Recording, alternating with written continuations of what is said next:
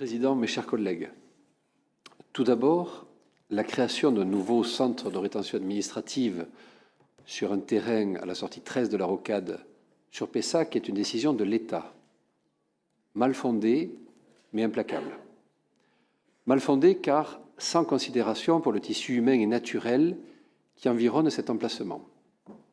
Implacable car sur un terrain appartenant à l'État, sans aucune concertation et nécessitant seulement un permis de construire délivré par ce même État. Dans ces conditions, où se trouve notre marge de manœuvre? Notre seule marge de manœuvre est de proposer une implantation alternative. Cela a été chose faite à 2 reprises. Une première fois, en 2020-2021, avec l'accord des 2 présidents successifs, Patrick Baubet et vous-même, M. Anziani, déjà sur un terrain du bioparc, à Pessac, mais qui a été écarté pour des raisons environnementales.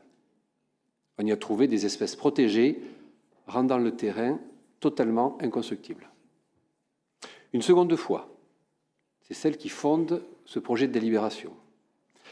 Cette seconde solution est évidente par son intérêt et de simple bon sens, pour au moins 3 raisons. D'abord, parce qu'elle n'a aucun riverain immédiat. Elle est située entre rocade, forêt et cimetière intercommunal. Ses premiers riverains, à travers bois, sont à plus d'1 kilomètre et sont pessaquais.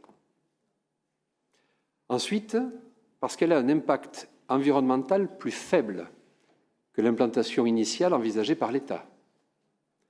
Ce terrain, s'il n'est pas occupé par un CRA, sera occupé par une ou plusieurs entreprises, puisque c'est sa vocation, que nous avons votée, ici même, enfin à côté, en Conseil métropolitain, en janvier, dans le cadre de l'aménagement du bioparc, au sein de l'opération d'intérêt métropolitain Bordeaux Innocampus Extra-Rocade.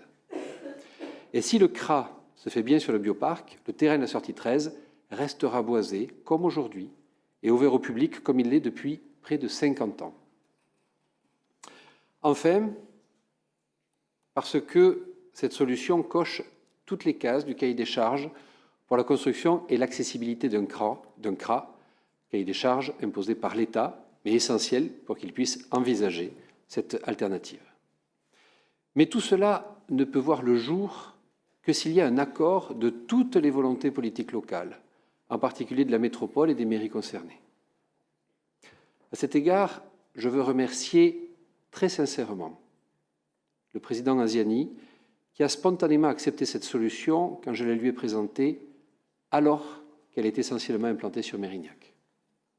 Et Monsieur le Président, vous l'avez depuis lors toujours défendu avec une remarquable et courageuse constance en vous appuyant sur l'intérêt des habitants préservés sur Pessac, sans être pour autant lésés à Mérignac.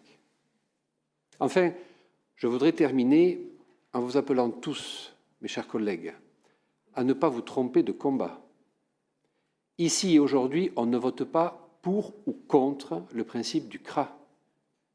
Il sera de toute manière construit sur la métropole de Bordeaux, puisque l'État l'a décidé.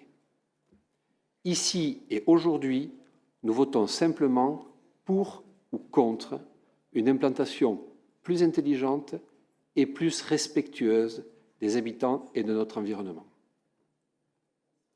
Au nom des habitants de Pessac, je vous remercie.